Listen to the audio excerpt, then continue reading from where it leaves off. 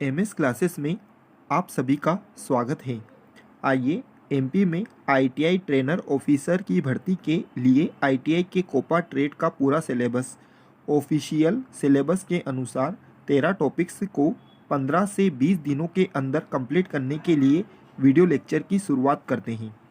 मेरी कोशिश रहेगी कि 25 से 30 नवंबर तक 13 टॉपिक्स को कंप्लीट करके आपकी तैयारी को बेहतर कर पाऊँ। धन्यवाद।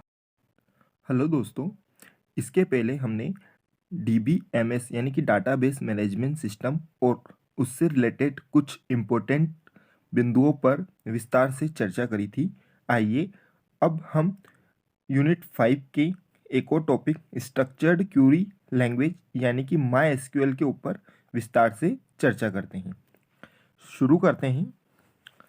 RDBMS में डेटा को एक्सेस करने के लिए एक लैंग्वेज की ज़रूरत पड़ती है जिसे SQL कहते हैं। इसका पूरा नाम है स्ट्रक्चर्ड क्यूरी लैंग्वेज। एग्जाम में इसके फुल फॉर्म से रिलेटेड भी एक क्वेश्चन बनता है, तो आप ध्यान रखें SQL की फुल फॉर्म होती है स्ट्रक्चर्ड क्यूरी लैंग्वेज। आगे बढ़ते हैं। यह एक 4th जनरेशन लैंग्वेज है। इससे टेबल में क्यूरी लिखने के लिए काम में प्रयोग किया जाता है। यह केवल टेबल पर ही काम करती है। SQL को ओरेकल नाम की एक कंपनी ने 1979 में प्रदर्शित किया था और 1986 में प्रकाशित हुई थी। इस लैंग्वेज के कमांड बहुत आसान होते हैं। जैसे इसकी कुछ कमांड्स हैं सिलेक्ट, क्रिएट, etc। बाकी और भी बहुत सारी कमांड्स होती है जिसके बारे में हम आगे विस्तार से चर्चा करेंगे। आइए अब हम देखते हैं SQL के प्रकार। SQL 2 प्रकार का होता है। एक तो होता है इंटरेक्टिव SQL। जब हम इसे डायरेक्ट टेबल पर प्रयोग करते हैं तो इसे इंटरेक्टिव SQL कहते हैं। अगला होता है एम्बेडेड SQL। जब हम इसके कमांड को किसी प्रोग्रामिंग लैंग्वेज के द्वारा प्रयोग करें तो इसे एम्बेडेड SQL कहते हैं। ठीक है, आगे बढ़ते हैं।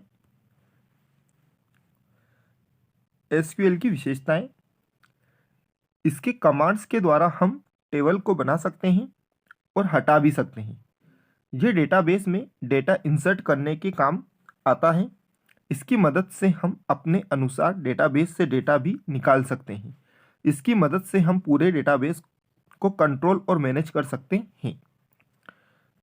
अब देखते हैं SQL की प्रमुख कमांड्स के बारे में। SQL की प्रमुख कमांड्स होती हैं।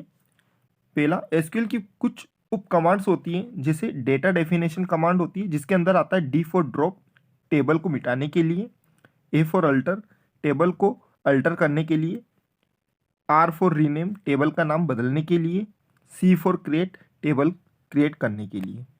इनके बारे में भी हम आगे विस्तार से चर्चा करेंगे।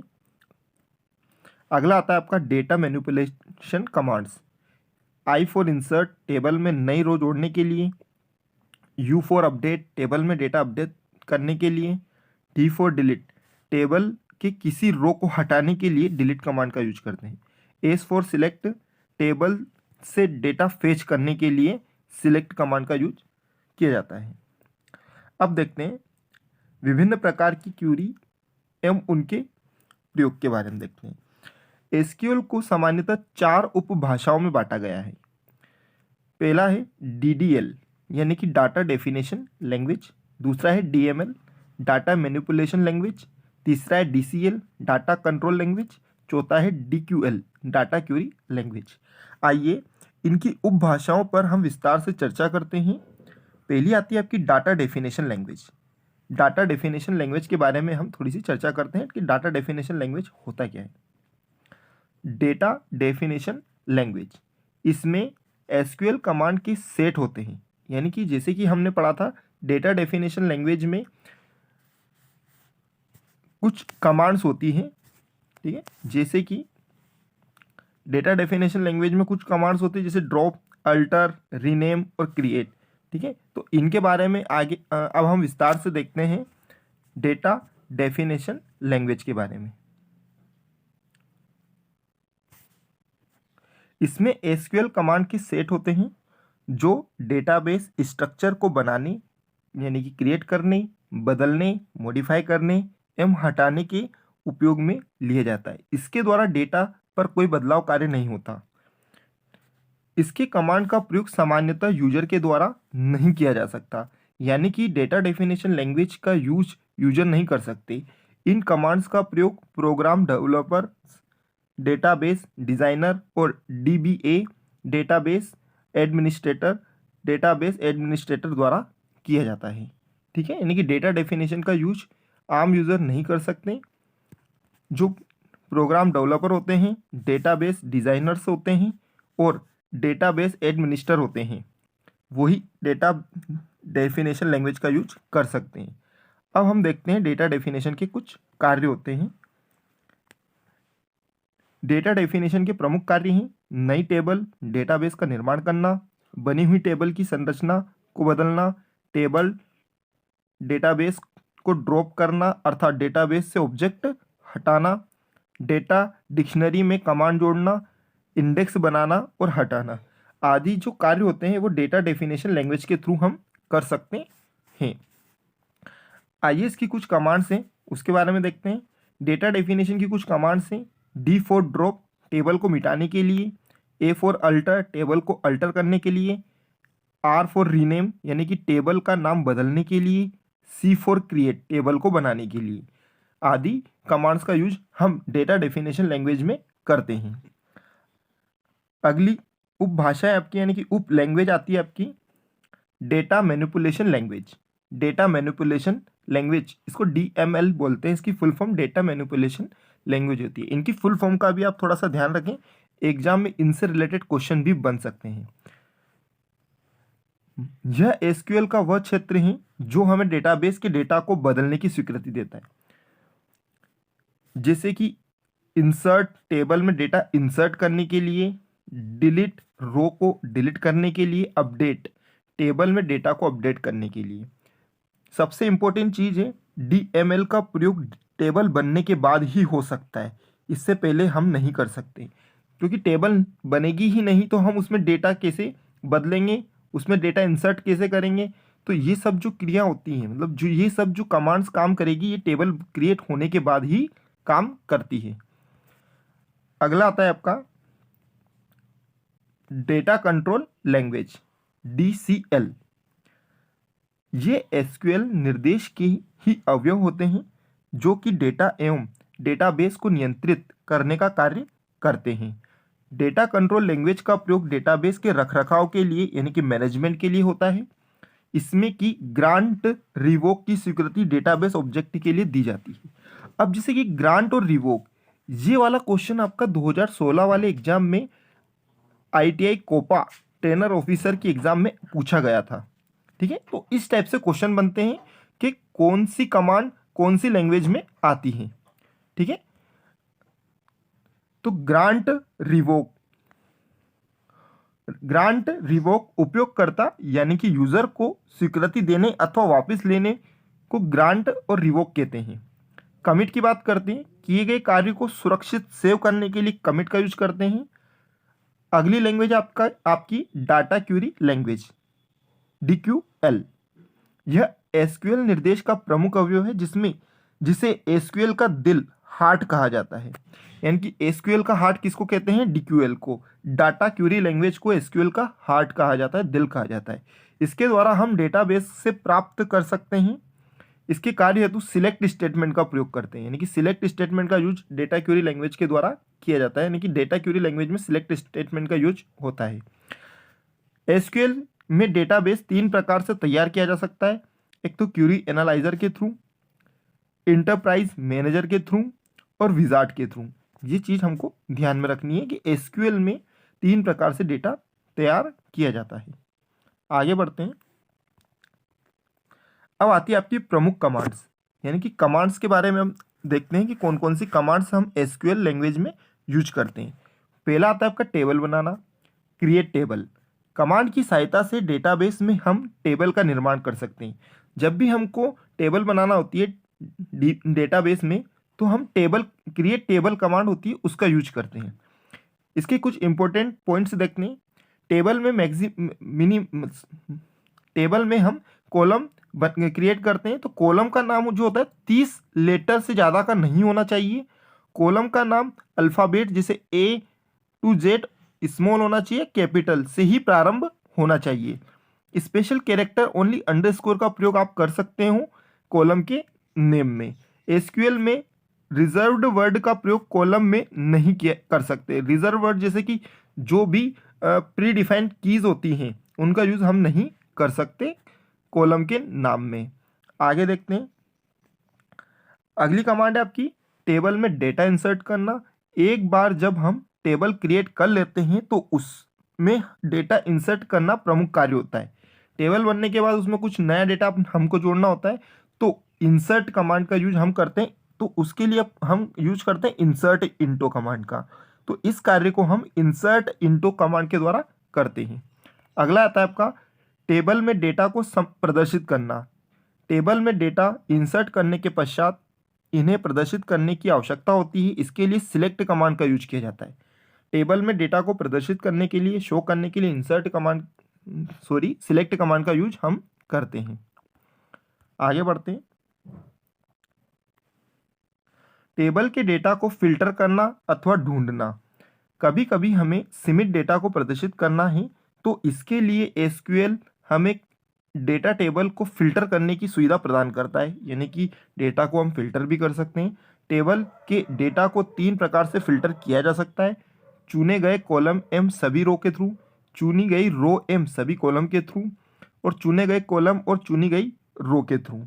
रो को चुनने के लिए इसमें हम कंडीशन का प्रयोग करना पड़ता है, जिसके लिए वेयर क्लोज का प्रयोग हम करते हैं। वेयर क्लोज का यूज हम करते हैं अगर हमको कुछ स्पेशल डेटा सर्च करना है, फिल्टर करना है डेटा को, तो ठीक है। आगे बढ़ते हैं। टेबल से यूनिक रिकॉर्ड लेना, यानी कि कुछ यूनिक चीजें हमको लेना होती हैं, तो उसके लिए तो एक टेबल में जैसी एंट्री कई बार हो सकती है, मतलब एक टेबल में एक जैसी एंट्री बहुत सी बार हो जाती है। यदि प्रदर्शन के दौरान डुप्लीकेट एंट्री को रोकना है तो डिस्टिंक्ट कमांड का प्रयोग हम करते हैं। जैसे हमें यह देखना है कि किस किस शहर के विद्यार्थियों की एंट्री हमने एड्रेस टेबल में की है, तो इस कमांड को काम में ले सकते हैं। जैसे सपोज हमने सिटी ले लेते हैं, जैसे एक इंदौर हो गया आपका, एक आपका हो जाता है भोपाल, और एक आपका है जयपुर। ये 3 सिटी हमने एड्रेस में दी है।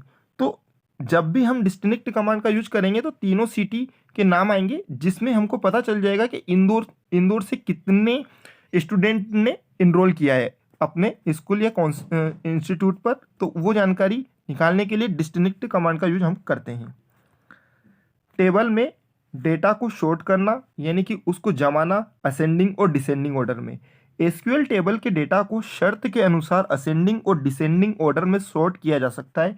यह स्वतः ही असेंडिंग में प्रदर्शित होता है, यानी कि बाय डिफॉल्ट वो असेंडिंग डेटा ही सेव करता है, बट अगर आप उसको चाहते हैं तो डिसेंडिंग ऑर्डर में भी या असेंडिंग ऑर्डर में भी जमा अरेंज कर सकते हैं। अगला आता है आपका टेबल से टेबल का निर्माण करना, यानी कि एक टेबल आपकी ऑलरेडी क्रिएट है, आप दूसरी टेबल यानी उसी टेबल से आप दूसरी टेबल क्रिएट करना चाहते हैं तो क्रिएट टेबल कमांड का उपयोग करते हैं। टेबल की स्ट्रक्चर को कॉपी करना, सेम टेबल का स्ट्रक्चर जो है वो आप चाहते हो कि एक और टेबल का स्ट्रक्चर उसी के जैसा हो, तो यदि आपको टेबल की केवल स्ट्रक्चर की ही कॉपी करनी है तो वेयर क्लोज का उपयोग करते हैं। तो वेयर क्लोज का यहाँ पे हम उपयोग करते हैं। एक टेबल में दूसरी टेबल से डेटा इंसर्ट करना, यानी कि एक टेबल ऑलरेडी बनी हुई है, ठीक है, और उसका डेटा दूसरी टेबल में इंसर्ट करने के लिए इंसर्ट इनटू कमांड का उपयोग हम करते हैं। टेबल से रिकॉर्ड को हटाना, डिलीट क्लोज का प्रयोग एसक्यूएल टेबल से सभी अथवा चाही गई रो को हटाने यानी कि डिलीट करने के लिए किया जाता है। टेबल के रिकॉर्ड को अपडेट करना, अपडेट कमांड का कार्य टेबल में डेटा के मान को बदलना होता है, यानी कि मॉडिफाई करना होता है। अपडेट करना यानी कि उसमें कुछ भी डेटा है अगर वो अपडेट हो चुका है तो उसको अपडेट कमांड का उपयोग हम करते हैं। अगला आता है आपका टेबल की स्ट्रक्चर को बदलना। टेबल की स्ट्रक्चर को बदलने के लिए अल्टर टेबल कमांड का उपयोग हम करते हैं। अल्टर टेबल कमांड निम्न कार्य नहीं कर सकती, यानी कि अल्टर टेबल के थ्रू हम निम्न कार्य नहीं कर सकते, बाकी कार्य हम कर सकते हैं। टेबल में नया नया कॉलम जोड़ना, ये अल्टर टेबल के द्वारा नहीं हो सकता। टेबल से पुराना कॉलम हटाना, ये वाला कार्य भी अल्टर टेबल के द्वारा नहीं हो सकता। कॉलम के डेटा टाइप को बदलना, यानी कि एक बार जो डेटा टाइप आपने दे दिया, यानी कि इंट हो गया, आपका कैरेक्टर यानी कि CHAR हो गया या स्ट्रिंग हो गया, जो भी आपने डेटा टाइप वहाँ पे दिया है उसको आप फिर बाद में चेंज नहीं कर सकते। आगे बढ़ते हैं। टेबल का नाम बदलना, यानी कि टेबल का नाम बदलने के लिए रीनेम कमांड का उपयोग किया जाता है। अगला है आपका टर्नकेट कमांड से टेबल के रिकॉर्ड हटाना। इस कमांड का उपयोग टेबल के सभी रिकॉर्ड को डिलीट करने में किया जाता है। यह डिलीट कमांड की तरह ही कार्य करता है, परंतु टर्ननेट कमांड और डिलीट कमांड दोनों अलग अलग है, दोनों में कुछ अंतर होता है। आइए ये अंतर हम देखते हैं। टर्नकेट कमांड डिलीट किए गए रिकॉर्ड को पुनः प्राप्त नहीं किया जा सकता, यानी कि टर्नकेट कमांड का प्रयोग जब हम करते हैं तो डेटा आपका परमानेंटली डिलीट हो जाता है। अगला आता है आपका डिलीट कमांड। डिलीट किए गए रिकॉर्ड को पुनः प्राप्त करना, यानी कि जैसे हम कंप्यूटर में कोई चीज़ डिलीट करते हैं तो वो रिसाइकल बिन में चला जाता है, परमानेंटली डिलीट नहीं होता। सेम थिंग यहीं पे है कि डिलीट कमांड का यूज आप करोगे तो पहले जो रिकॉर्ड आपने डिलीट किया है उसको आप दोबारा प्राप्त कर सकते हो, यानी कि पुनः उसको ले सकते हो। आगे बढ़ते हैं। टेबल को नष्ट करना। कभी कभी हमें डेटाबेस में टेबल की आवश्यकता नहीं होती है, अतः उसे नष्ट करने के लिए ड्रॉप टेबल कमांड का उपयोग हम करते हैं। टेबल को खत्म यानी कि नष्ट करने के लिए ड्रॉप टेबल कमांड का यूज करेंगे। टेबल की स्ट्रक्चर को प्रदर्शित करना। टेबल की संरचना को प्रदर्शित करने के लिए डिस्क्राइब कमांड का उपयोग करते हैं। टेबल की जो संरचना होती है उसको प्रदर्शित करने के लिए डिस्क्राइब कमांड का उपयोग हम करते हैं। आगे बढ़ते हैं। लाइक प्रेडिकेट का प्रयोग। लाइक प्रेडिकेट क्या होता है, आगे इसमें देखते हैं हम। कभी कभी हमें डेटाबेस से कॉलम में प्रविष्ट एंट्री में एक या एक से अधिक अक्षरों का प्रयोग कर उससे बनने वाले स्ट्रिंग को ढूंढने के लिए वाइल्ड कार्ड कैरेक्टर परसेंटेज और अंडरस्कोर का उपयोग करना होता है। यानी कि अगर हम चाहते हैं कि हमारा जो डेटा है वो किसी एक स्ट्रिंग यानी कि जो कलेक्शन ऑफ दी लेटर्स होते हैं उसको स्ट्रिंग बोलते हैं, उसके थ्रू या फिर एक पर्टिकुलर एक सिंगल लेटर के थ्रू अगर आप अपने डेटा में से कुछ चीज़ ढूंढना चाहते हो, सर्च करना चाहते हो, तो उसके लिए लाइक प्रेडिकेट का उपयोग हम करते हैं। ये देखते हैं कि ये कैरेक्टर टाइप डेटा के लिए ही प्रयोग किया जाता है, यानी कि इसमें हम कैरेक्टर टाइप डेटा टाइप जो होता है उसका ही प्रयोग कर सकते हैं।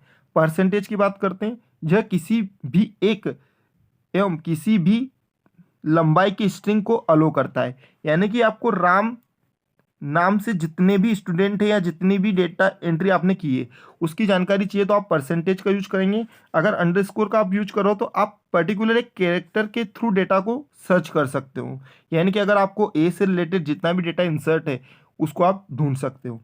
आगे बढ़ते हैं। इन और नॉट प्रेडिकेट का प्रयोग। इन और नॉट प्रेडिकेट का प्रयोग।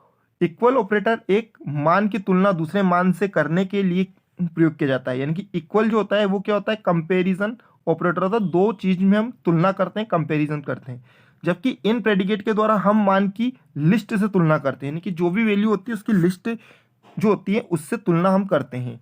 नॉट इन प्रेडिकेट के विपरीत कार्य करता है, यानी कि नॉट इन जो होता है वो इनके अपोजिट वर्क करता है।